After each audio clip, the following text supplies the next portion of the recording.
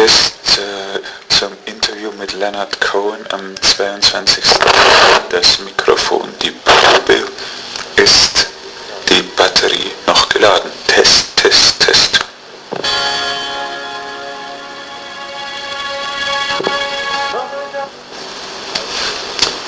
My first question concerns your going on tour again. Is it for the sake of sex and drugs and rock and roll?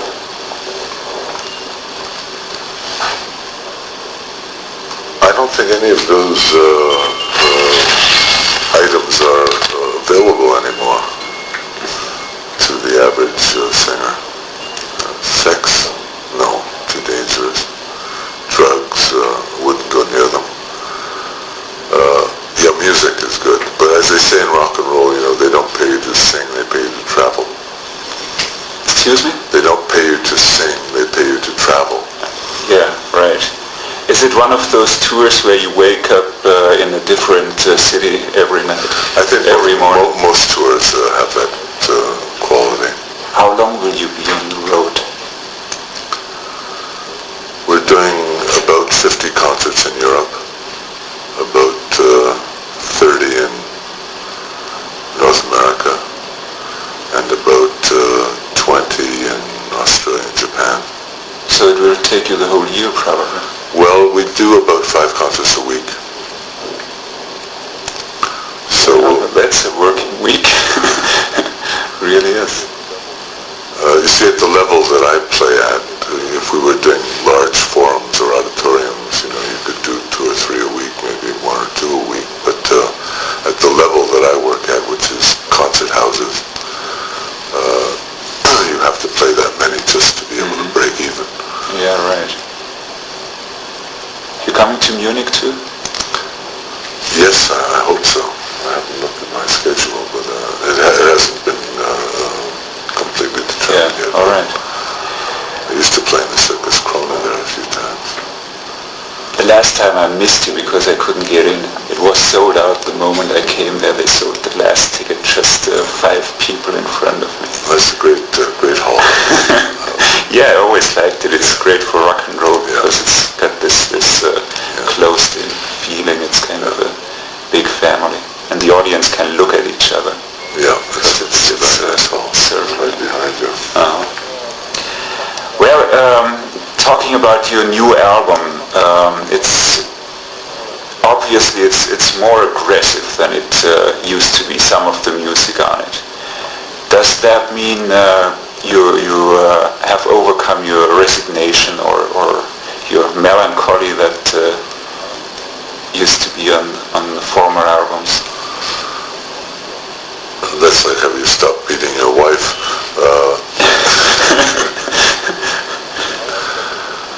I've never had a strategy about the songs. They were just the only songs that were available to me. These were the songs that I wrote during this period.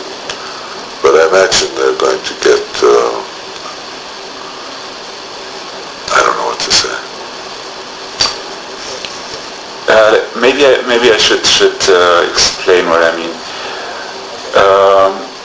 Has anything happened that changed you into a happier person than you used to be, or? Yeah, my life collapsed. Your life collapsed. Well.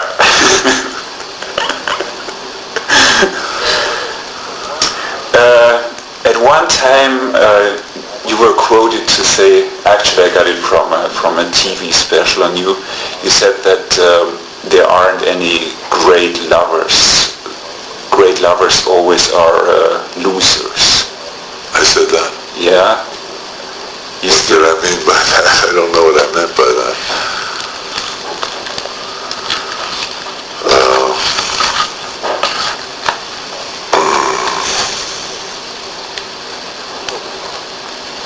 Nobody can make a profession of love.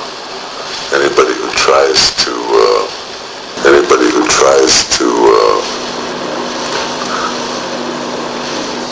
make a profession out of love is doomed to failure. It isn't that kind of enterprise.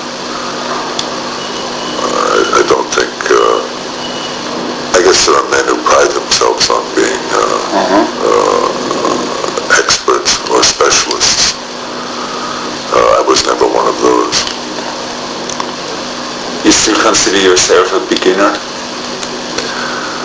I think in the important things, one is always a beginner.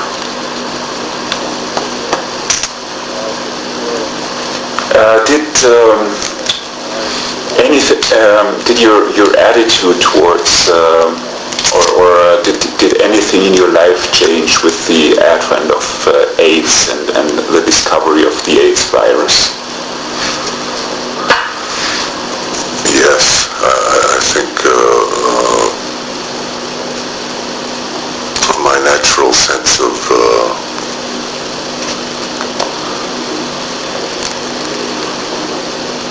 the nervousness I usually feel was increased. I'm a kind of nervous person, and now I know why. Yeah, I mean that's a good reason to be nervous about it, I think. I had my test. I had an AIDS test. I'm negative. In order to be responsible for whoever you are with? Yes, I think it's important that everyone has an AIDS test. Mm-hmm. Yeah, I think so too. What would you have done if you were not born with a golden voice, as you say on your album? Is there any course of life that you could think of that you might have? Well, of course, I use that phrase ironically, because most people know that I can't sing. So I imagine I would have done something else badly. Maybe we interrupt.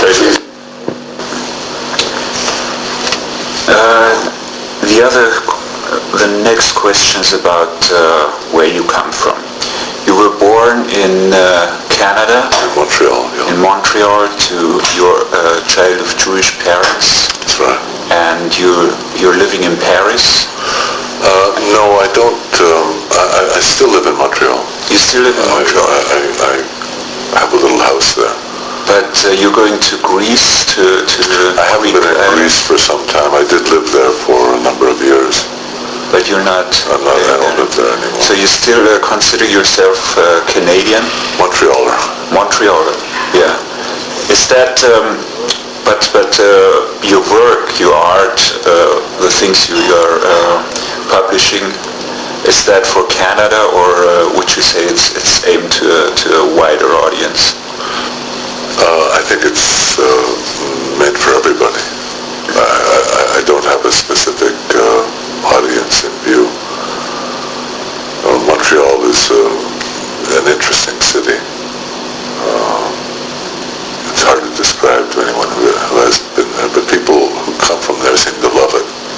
Is that French-Canadian, your ancestry, or? No, it's I come from the English minority. Mm-hmm. But Montreal is a very attractive city. It's a little like Munich, a little like San Francisco. It's like that other city. It's not really a big metropolis. It's not really a metropolis, but it's sophisticated and funky. It's that combination of sophistication and funkiness that I like that. Are you still about Greece, is that your past, or are you still going there every once in a while? It seems to be a bit in the past now.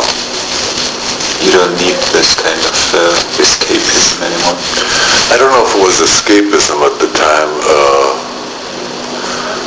For one thing, it was an economic solution, because I was able to live there for $1,000 a year. Mm-hmm. I'd come back to Canada and make a couple of $1,000, pay my airfare, and then live for a period of time. So that was an economic solution. Also, when I arrived there, there was no electricity or water, so it put you into relationship with things that was refreshing and valuable and fun. Are you still looking for the woman that stays? have you found her?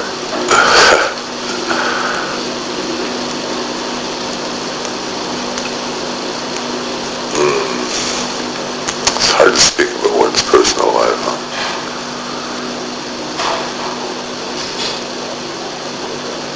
You don't have to. We can skip that. Yeah, let's skip it Any for a while. question you don't like, or maybe we come back to it later. If I can think of something light to say about it. Yeah, right. About Germany, do you feel that you're being understood when you're going to Germany and you're giving concerts there? Or from the feedback you get? Germany has always been very hospitable to my work. I don't know why exactly, but Germany has always been responsive to my work over the years.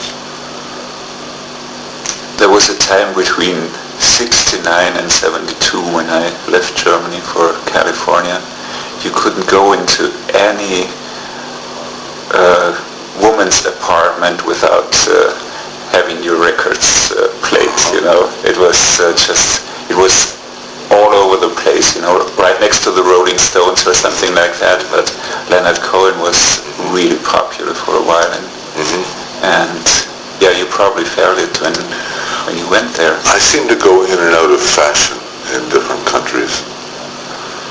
I've always found it interesting. Right now, for instance, in Poland, they seem to like my work very much.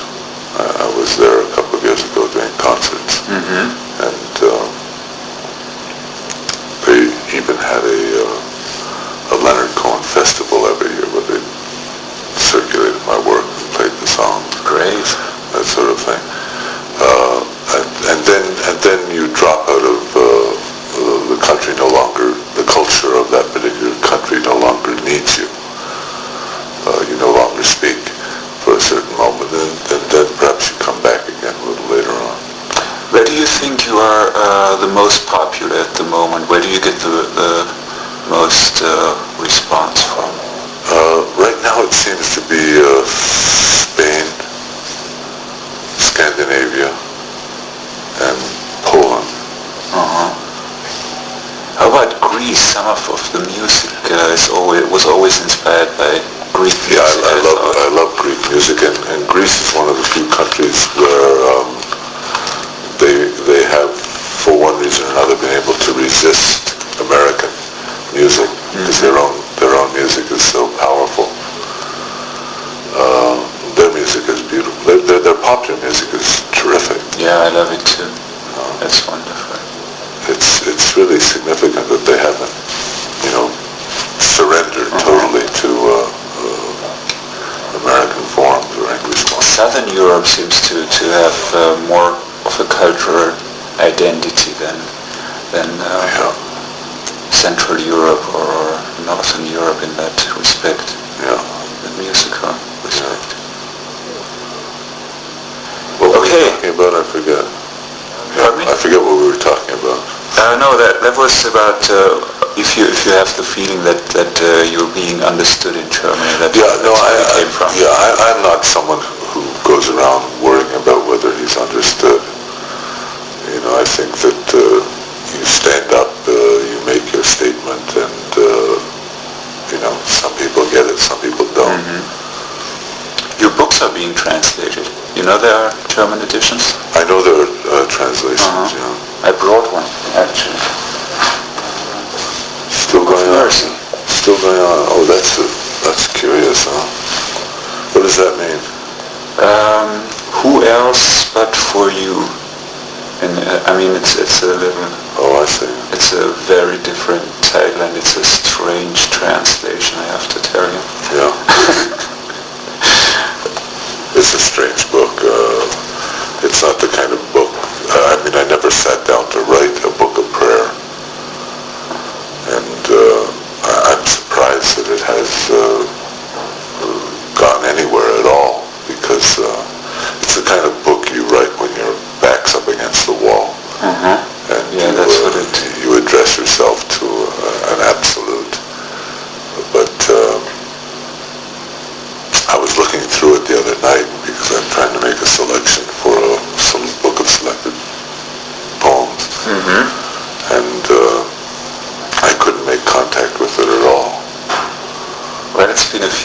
back. Yeah. But even so, that kind of expression, that kind of prayer. I'm not a particularly praying person, but the Booker came like that. But I can't relate to it at all right now. That's interesting. Well, that happens sometimes. You get into a space where you exactly. Just wonder how you got there. What do you think about the women in Europe? Is there any place where you think they are particularly pretty? Everywhere I go, in every cafe, in every bus, in every subway station, there are always several, if not many, beautiful women. And of course, as you get older, it's well known that women become more and more beautiful. And as a matter of fact, men get better and better looking too. In fact, everything looks better. When you get older? Yes. That's, but there's not a particular place or city that you would say, that's where I can see the most beautiful women I've ever. I've never. How about Paris? Of course, there are many attractive people in this city, and they've made an art of it over the years, over the centuries. They have a certain interest in refining the erotic perception here. Yeah, it's all on the surface. I think. I mean, a lot of it is just for looks, for the street. Well, as someone said, we must learn to stop bravely at the surface. That's great.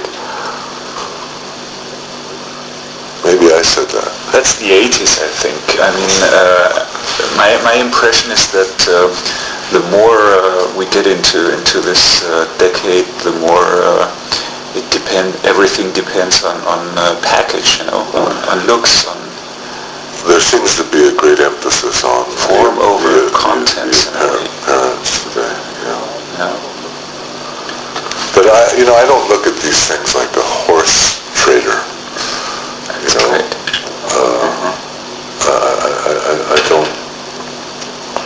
I don't like the role for myself as connoisseur of women or wine or music. I don't look at things that way. From time to time, a woman's beauty explodes for you. It doesn't really matter. It has no geographic. It's random. Or a dinner, or a conversation. I don't cultivate my appetite for these matters. Did you notice the sun coming out for just a moment when you said sometime a woman explodes for you? One of your covers, of your LP covers, as I remember, was banned in the United States for having an explicit sex act on it. Yes, that picture was about 400 years old. I know, that's a woodcut. What do you think is, what's your attitude towards pornography? You obviously didn't think this was pornographic. No, I don't think it. If it's pornographic, then an entire tradition of European woodcuts is pornographic, and I think that the powers in CBS exercise a lot of imagination to be able to see the genitals. And maybe I should get that. Excuse me. Yes. So it was the record company that actually did not want to... And they also neglected to inform me that they weren't using it. It was the cover you had chosen? Yeah, it was the cover I designed. And it's a woodcut which represents the male and female union, the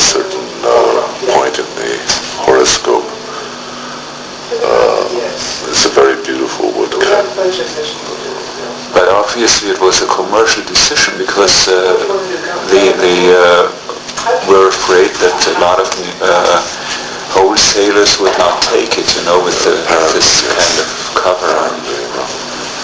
It was a curious decision because the newsstands are full of much more explicit.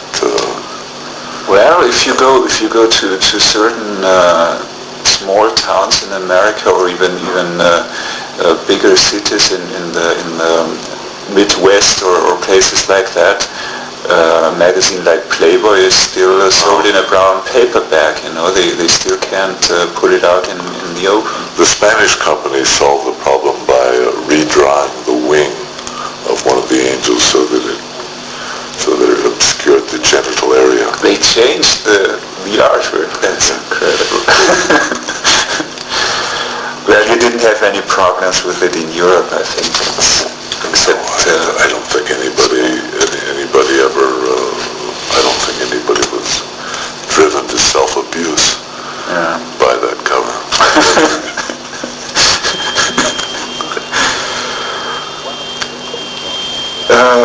One of the new songs on your album is called No Cure for Love. Do you think love is a disease? It's a kind of predicament that has many of the features of a disease.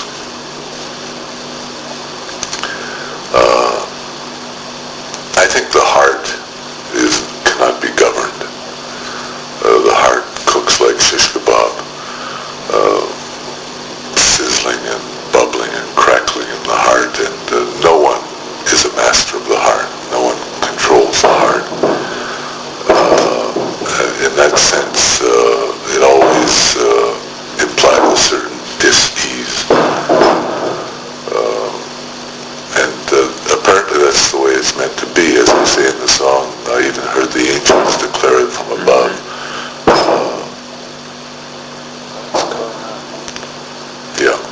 That's a feature of the hotel.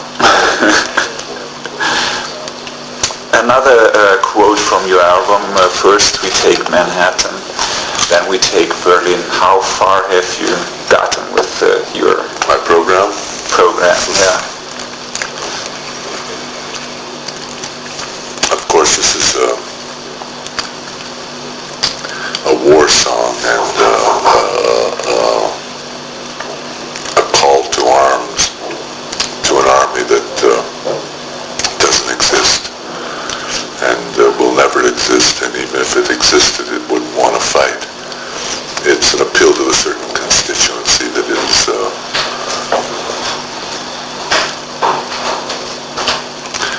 alarmed by the general vulgarity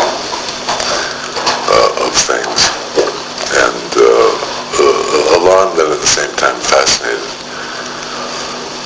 But it has the song.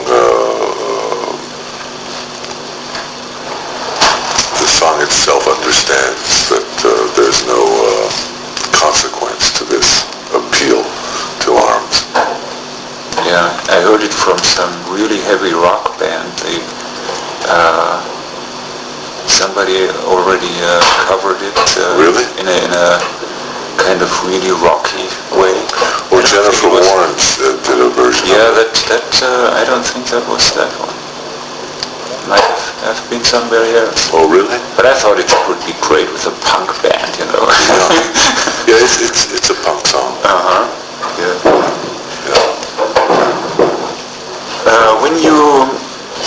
When you're writing or singing, are you addressing we had that in another way, that same kind of question.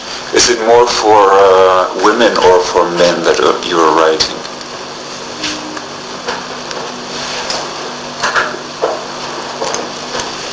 I never think of that.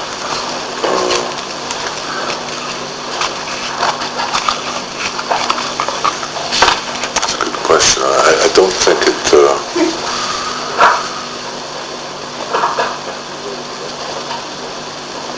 If you're writing a love song, of course, you want the woman to receive it